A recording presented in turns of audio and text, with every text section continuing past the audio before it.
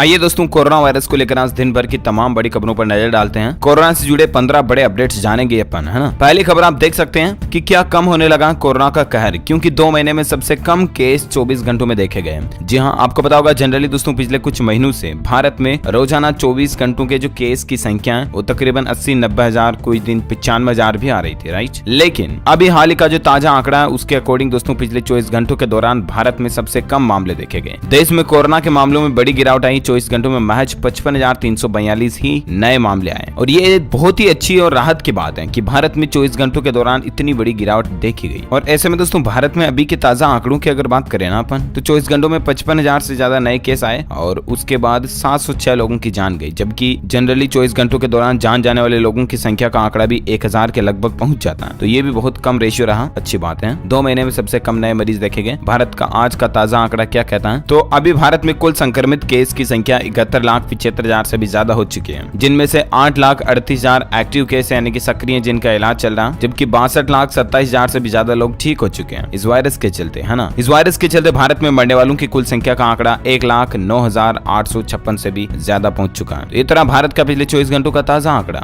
और आइए अब नजर डालते कोरोना से जुड़ी कुछ और खबरों में। एक्सक्लूसिव न्यूज देख सकते हैं दोस्तों की कोरोना संक्रमित होने पर शूटिंग करती रही अभिनेत्री, निर्माता ने खतरे में डाली कई लोगों की जान। जहां टीवी के लोकप्रिय धारावाहिक मैडम सर में SHO हसीना मालिक का किरदार निभा रही अभिनेत्री गुल्की जोशी कोरोना वायरस से संक्रमित हो गई। थोड़ी कमजोरी महसूस करने के बाद ही गुल्की ने अपना कोरोना परीक्षण करवाया और इस रविवार को परीक्षण में उनकी रिपोर्ट पॉजिटिव भी आई, सकारात्मक भी आई। जानकारी के मुताबिक दोस्तों गुल्की का कोरोना वायरस का परीक्षण पॉजिटिव आने के बावजूद न तो शूटिंग बंद की गई, न ही गुल्की फौरन सेट से अपने घर पर क्वारंटीन होने के लिए चली गई, बल्कि शूटिंग चलती रही और गुल्की ने भी एक एपिसोड अपने बचे हुए दृश्यों को पूरा किया। हालांकि सूत्रों के अनुसार दोस्तों इसके बाद गुल्की ने भी लोगों के बीच शूटिंग की और बाद में घर जाकर क्वारंटीन हो गई। शूटिंग बंद हो जाने के डर से इस खबर को दबाने की भी कोशिश की गई, लेकिन खुद गुल्की ने ही सोशल मीडिया पर बता दिया कि वह कोरोना वायरस से संक्रमित हो गई है। तो ऐसी लापरवाही हमको नहीं करनी चाहिए दोस्तों। कुल मिलाकर के अगर आप भी, आपके आसपास कोई लगता है कि कोरोना संक्रमित आ गया, तो इस चीज को छुपाएं नहीं और बिल्कुल आप अपने आप को क्वारंटीन करें, यही बेहतर होगा समाज के लिए, आपके खुद के लिए, परिवार के लिए। चलिए साथ ही अगली खबर है दोस्तों की कोरोना को मात देकर डोनाल्ड ट्रंप ने फ्लोरिडा में पहली रैली भी कर दी है और बोले कि पहले से ज्यादा शक्तिशाली महसूस कर रहा हूँ। जी हाँ, अमेरिका के राष्ट्रपति डोनाल्ड ट्रंप हाल ही में, आपको पता होगा, उनकी पत्नी और वो दोनों कोरोना पॉजिटिव आए थे और अब वो ठीक हो चुके हैं। डोनाल्ड ट्रंप का कोरोना टेस्ट भी नेगेटिव आ चुका है और फ्लोरिडा में चुनाव अभियान की भी तैयारियां शुरू हो चुकी हैं। संबोधन में उन्होंने कहा कि मैं अच्छा महसूस कर रहा हूं, पहले से ज्यादा शक्तिशाली, बेटर फील कर रहा हूं। इसी बीच व्हाइट हाउस के फिजिशियन सीन कॉनले ने भी ट्रंप की कोरोना टेस्ट नेगेटिव रिपोर्ट की जानकारी देते हुए कहा कि अब वह पूरी तरह से स्वस्थ हैं और उन्हें से किसी को भी कोरोना संक्रमण का खतरा नहीं है। चलिए साथ ही अगला अपडेट है कोरोना को लेकर दुनिया में। जॉनसन एंड जॉनसन ने वैक्सीन का ट्रायल रोक दिया। हेल्थ वर्कर के बीमार होने के बाद यह फैसला लिया गया। दुनिया भर में अब तक 3.80 करोड़ केस हो चुके हैं। और वहीं मैं आपको बता दूं कि अमेरिकी कंपनी जॉनसन एंड जॉनसन ने अपनी कोरोना वैक्सीन का ट्रायल एक बार फिर से फिलहाल रोक दिया। कंपनी ने यह फैसला अपने एक हेल्थ वर्कर के बीमार होने के बाद किया।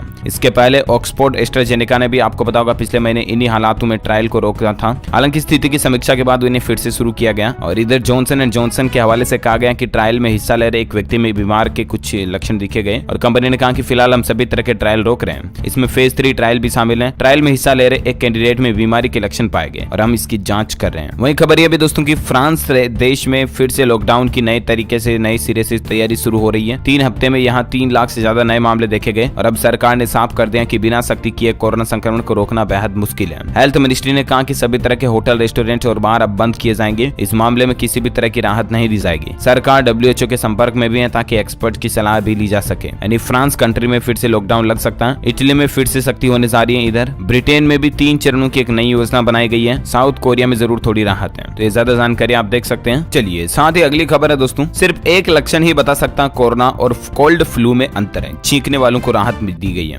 दरअसल बात कुछ यूं है कि कोल्ड फ्लू और कोविड-19 तीनों अलग अलग तरह के वायरस होने वाली बीमारियां हैं, लेकिन सभी के लक्षण लगभग एक जैसे ही हैं और ऐसे में अंदाजा लगाना काफी मुश्किल हो जाता है कि आखिर इंसान किस बीमारी का शिकार है। मतलब सिंपल सर्दी, खांसी, जुकाम होना या कोल्ड फ्लू वगैरह या कोविड-19, तीनों में लक्षण सिम्टम्स एक जैसे दिखते हैं, राइट। कोरोना वायरस से संक्रमित ज्यादातर लोगों में तेज बुखार, लगातार खांसी, लॉस ऑफ टेस्ट या सूंघने की शक्ति खत्म होने जाना जैसा एक बड़ा लक्षण जरूर होता है। आने वाले महीनों में आपको ऐसी कई महत्वपूर्ण बातों के बारे में भी जानकारी जानने की जरूरत होगी। मैं आपको बता दूं 37.8 डिग्री सेल्सियस या इससे ज्यादा शरीर के लिए एक हाई टेम्परेचर है और ऐसा बुखार तभी संभव है जब शरीर किसी संक्रमण से लड़ रहा हो। अकेले कोरोना वायरस में ही ऐसा नहीं है। हालांकि बुखार कोरोना वायरस का प्रमुख लक्षण जरूर है, लेकिन ये फ्लू या कोई दूसरा इन्फेक्शन भी हो सकता है, जबकि कोल्ड में हाई टेम्परेचर की समस्या असंभव है। वहीं 37.8 38.8 डिग्री सेल्सियस या इससे ज्यादा टेम्परेचर वाले लोगों को सेल्फ आइसोलेशन में रहने की सलाह भी दी गई है। नेशनल हेल्थ सर्विस के मुताबिक शरीर के तापमान की जांच 3 प्रकार से होती है। थर्मामीटर को मुंह या बगल में कुछ देर लगाने पर आपका शरीर का टेम्परेचर जाना जा सकता है। इसके अलावा एक डिजिटल थर्मामीटर को कान में लगाकर एक बटन दबाते ही आपका बॉडी का टेम्परेचर पता चल जाता है। तो कहने का मतलब ये है कुल मिलाकर के कि अगर आप कोल्ड या फ्लू का शिकार हैं तो आपको खांसी समेत और भी कई लक्षण हो सकते हैं, जैसे कि फ्लू अचानक आता है और इसके होने पर मरीज की मांसपेशियों में दर्द होना, ठंड लगना, सिर दर्द, थकान, गले में खराश, नाक बहना और खांसी जैसी परेशानियां भी आपको महसूस हो सकती है। जबकि कोल्ड में भी लगभग ऐसे लक्षण होते हैं, लेकिन फ्लू से ये कम खतरनाक होता है। तो कुल मिलाकर के मसला यही है दोस्तों कि कोरोना होना सबसे गंभीर लक्षण ये होता है कि स्वाद और गंध को पहचानने की शक्ति कम हो जाती है, ठीक है ना। हालांकि कई बार सामान्य कोल्ड में भी ऐसा होता है। अगर आप अच्छा महसूस नहीं कर रहे हैं तो वायरस फैलने के खतरे से बचने के लिए आपको एक बार टेस्ट जरूर करा लेना चाहिए, ठीक है ना। तो कंफ्यूजन ना रखें इन बातों के बीच में। चलिए साथ ही अगली खबर है शोक की लहर। देखिए, कोरोना को हराकर मौत से हार गए मंत्री विनोद। पिछड़ा एवं अति पिछड़ा वर्ग कल्याण मंत्री का राजकीय सम्मान के साथ अंतिम संस्कार आज होने जा रहा। दरअसल दोस्तों, मंत्री विनोद कुमार सिंह का पार्थिव शरीर सोमवार की रात करीब 9 बजे पटना एयरपोर्ट पर पहुंचा था और इंडिगो के विमान से पार्थिव शरीर दिल्ली से पटना लाया गया। दिल्ली के मेदांता अस्पताल में कटिहार के प्राणपुर के विधायक विनोद ने आखिरी सांस ली। एयरपोर्ट से पार्थिव शरीर एम्बुलेंस से विधानसभा ले जाया गया। यहाँ मुख्यमंत्री नीतीश कुमार, उप मुख्यमंत्री सुशील कुमार मोदी, विधानसभा परिषद के कार्यकारी सभापति आदेश नारायण सिंह वगैरह सभी मंत्री पद शामिल रहे। उन्होंने उनको श्रद्धांजलि भी दी। ये बिहार के मंत्री जी हैं, है ना, और हम भी भगवान से इनकी आत्मा की शांति की कामना करते हैं। चलिए इसी बीच अगला अपडेट है हिमाचल प्रदेश को लेकर। यहाँ के मुख्यमंत्री जयराम ठाकुर के कोरोना संक्रमित होने पर फिर से टली कैबिनेट की मीटिंग। दरअसल दोस्तों, मंत्रियों और विधायकों को कोरोना पॉजिटिव आने के बाद अब हिमाचल प्रदेश के मुख्यमंत्री जयराम ठाकुर भी कोरोना पॉजिटिव आ गए।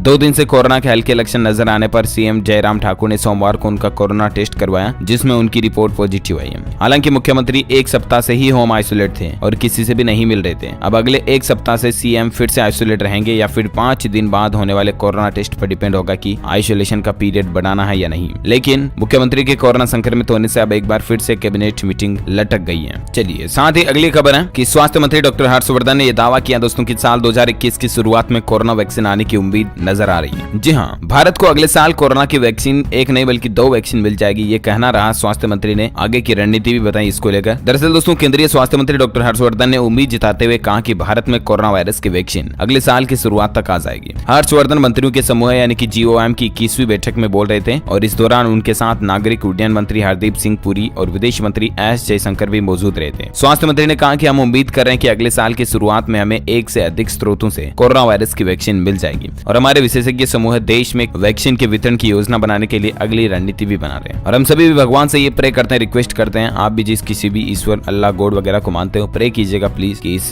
बीमारी की जल्द से जल्द वैक्सीन आ जाए, है ना। और एक खबर देखिए, राजस्थान में उदयपुर को लेकर अपडेट है कि कोरोना संक्रमण का साइड इफेक्ट देखिए, आयोजित नहीं होगा प्रसिद्ध दीपावली, दशहरा वगैरह मेला। कई राज्यों में दोस्तों अब त्योहारी सीजन जो आ रहा ना, नवरात्रा के बाद ये दुर्गा पूजा, दीपावली वगैरह, तो इन त्योहारों को सेलिब्रेट करने के लिए राज्य सरकारें अपने अपने लेवल पर गाइडलाइन बना रही हैं। कल ही मैंने आपको दिल्ली की सरकार की गाइडलाइन के बारे में भी बताया था, जिसके अकॉर्डिंग दोस्तों नवरात्रा पूजा होगी, लेकिन क्या क्या नई नियमों के साथ, जैसे कि 200 से ज्यादा लोग एक साथ इकट्ठे नहीं हो सकते, चाहे कितना ही पब्लिक प्लेस हो, आधे लोगों के बैठने की व्यवस्था होनी चाहिए। इसके अलावा भी मतलब कुल मिलाकर के आपको सावधानी से त्योहारों को सेलिब्रेट करना, ठीक है ना। कई सारे सामाजिक धार्मिक कार्यक्रम भी आयोजित नहीं किए जाएंगे, ऐसे भी कई राज्यों की सरकारों की तरफ से फैसले लिए गए। तो ज्यादा जानकारी आप देख सकते हैं। इसके अलावा खबर दोस्तों, नीट एग्जाम रिजल्ट को लेकर अपडेट है कि 14 अक्टूबर को होगी कोरोना संक्रमित और कंटेनमेंट जोन में रहने वाले छात्रों की नीट परीक्षा, ठीक है ना, यानी कि कल ही, और 16 अक्टूबर को इसका रिजल्ट भी जारी कर दिया जाएगा। नीट रिजल्ट के लिए थोड़ा और इंतजार करना पड़ेगा। सुप्रीम कोर्ट ने ऐसे छात्रों को परीक्षा देने की इजाजत दे दी है जो कि कोरोना संक्रमित हैं या फिर कंटेनमेंट जोन में रहने के कारण नीट की परीक्षा में नहीं बैठ सके थे। ये छात्र 14 अक्टूबर को परीक्षा दे सकेंगे। वहीं नीट का रिजल्ट 16 अक्टूबर को जारी कर दिया जाएगा। उम्मीद की जा रही थी दोस्तों कि मेडिकल प्रवेश परीक्षा नीट का रिजल्ट सोमवार या मंगलवार को आ सकता है, लेकिन सुप्रीम कोर्ट के इस फैसले के कारण छात्रों को 16 अक्टूबर तक जरूर इंतजार करना पड़ेगा, ठीक है ना। चलिए साथ ही अगला अपडेट है, कोरोना काल में बढ़ी पुरानी कारों की मांग। देश में 50 स्टोर खोलने की तैयारी में है कार देखो कंपनी। दरअसल कार देखो ऑनलाइन कंपनी, आपको पता होगा, और ऐसे में ये कंपनी जो है ना पुरानी कारों के लेन देन को ले ऑफलाइन स्टोर भी खोलने की तैयारी कर रही है। अच्छी बात है, एटलीस्ट देश में विकास होगा, लोगों को रोजगार भी मिलेगा। अच्छा, इसी बीच और एक खबर देखिए, IIMC के कर्मचारियों ने ली कोरोना के विरुद्ध सतर्क रहने की शपथ। जी हाँ, प्रधानमंत्री नरेंद्र मोदी द्वारा कोरोना के खिलाफ सतर्क रहने के लिए शुरू किए गए जन आंदोलन के तहत सोमवार को भारतीय जनसंचार संस्थान के समस्त अधिकारियों और कर्मचारियों ने जागरूक रहने की शपथ ली। इस मौके पर IIMC के महानिदेशक प्रोफेसर संजय द्विवेदी ने भी सभी लोगों के साथ मिलकर ये संकल्प लिया कि वह कोरोना के प्रयासों को रोकने के लिए सभी आवश्यक सावधानियां वगैरह बरतेंगे। तो इसी कड़ी में दोस्तों, ये आज दिन भर के कोरोना अपडेट्स मुख्य समाचार का वीडियो यहीं फिनिश होता है। आप मुझे नीचे कमेंट करके जरूर बताएगा कि आप कौन से राज्य में रहते हैं, ताकि पर्टिकुलर मैं आपके स्टेट गवर्नमेंट की तरफ से आने वाले समाचार के अपडेट भी आपके मोबाइल तक पहुंचा पाऊंगा, है ना। इस वीडियो को लाइक करना, ज्यादा से ज्यादा अपने दोस्तों के साथ फेसबुक और व्हाट्सएप पर भी शेयर करना, और अगर आप